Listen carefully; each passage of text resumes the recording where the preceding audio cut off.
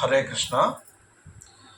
మాం హి పార్థ వ్యపాశ్రిత్య ఏభిష్యోః పాపయోనయోః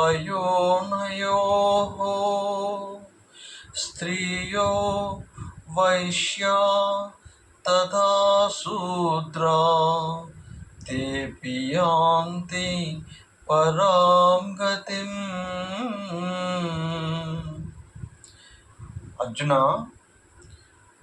ఎవరైనా సరే పాపులు అవ్వచ్చు, అలాగే చండాలాదులు కావచ్చు, అలాగే స్త్రీలు కావచ్చు, వైశ్యులు కావచ్చు, శూద్రులు కావచ్చు, ఎవరైనా సరే నన్ను శరణు పొంది నన్ను భజించినట్లయితే నా యొక్క పరమధామమును చేరుకుంటారు అర్జున అని శ్రీకృష్ణ భగవానుడు ఈ శ్లోకంలో చెప్పాడు.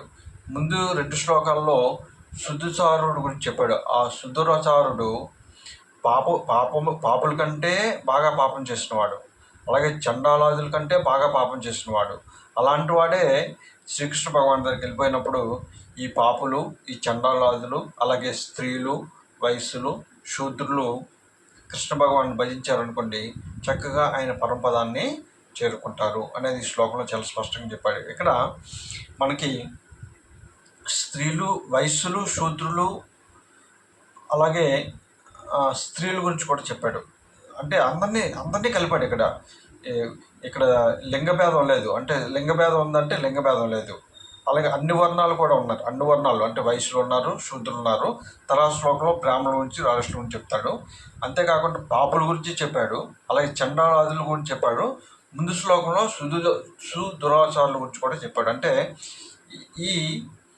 ఈ లోకంలో ఎవరైనా సరే, వీళ్ళు వాళ్ళని కాదు, ఎవరైనా సరే ఆ కృష్ణుని ఆశ్రయించినట్లయితే, ఆయన్ని శరణు పొందితే చక్కగా ధర్మాత్ములు అవుతారు, పరమశాంతిని పొందుతారు, శీఘ్రముగా ఆ పరమపదాన్ని చేరుకుంటారు. పరమపదం అంటే ఏంటంటే మనకి మోక్షాన్ని పొందడమే పరమపదం. అంటే ఆత్మజ్ఞాని కావడం, ఆత్మజ్ఞాని అయ్యి మన శరీరం విడిచిన పిమ్మట ఆ భగవంతునిలో విలీనం కావడం, దాన్నే సాయుధ్యం అంటారు.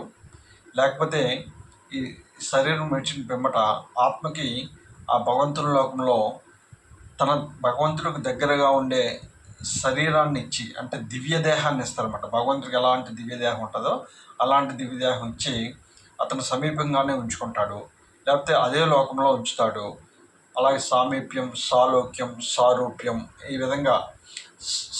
అలాగే సారిష్టి అనేది ఒకటి ఉంటుంది. సారిష్టి అంటే భగవంతుడు ఎలాంటి పూజలు అందుకుంటాడో అలాంటి పూజలకు కూడా మనం కూడా అందుకోవచ్చు అనేది ఈ 5 రకాల మోక్షాల గురించి భగవంతుడు భాగవతంలో వివరిస్తారనమాట.